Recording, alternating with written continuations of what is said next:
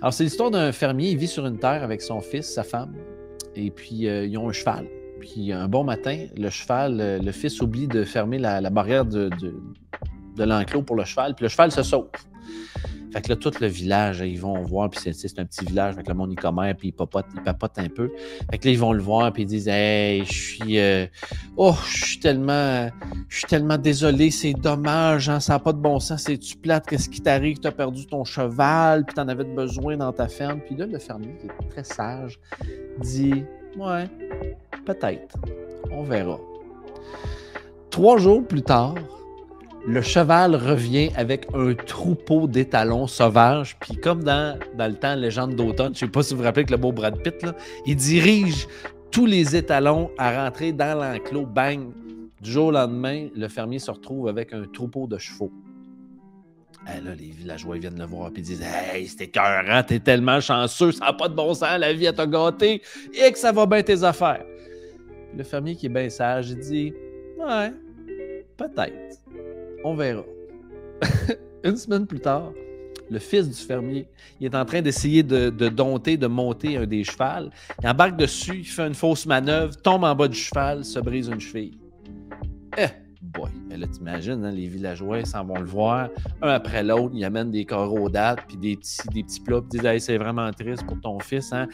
Hey, tu devais en avoir de besoin en plus pour travailler sur la terre, puis là, tu l'as pu, comment tu vas faire? Puis c'est pas drôle, hey, il y a une cheville cassée, c'est long avant que ça reprenne, puis ça peut jamais revenir comme faux. » Puis le fermier qui est bien sage, hein, il dit « Ouais, peut-être. On verra. » 3 semaines plus tard, le pays tombe en guerre. Alors, l'armée se met à ressasser, de maison en maison, recenser les jeunes pour les enrôler dans l'armée. Et parce que le fils a la cheville cassée, ben, il s'épargne un enrôlement dans l'armée pour aller faire la guerre au front.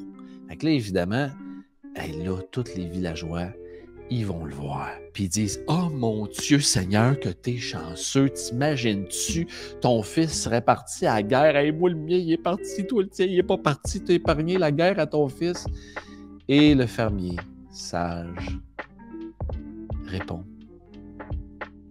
« Peut-être. On verra. » Fait que je veux juste... j'avais envie de vous raconter cette histoire-là simplement parce que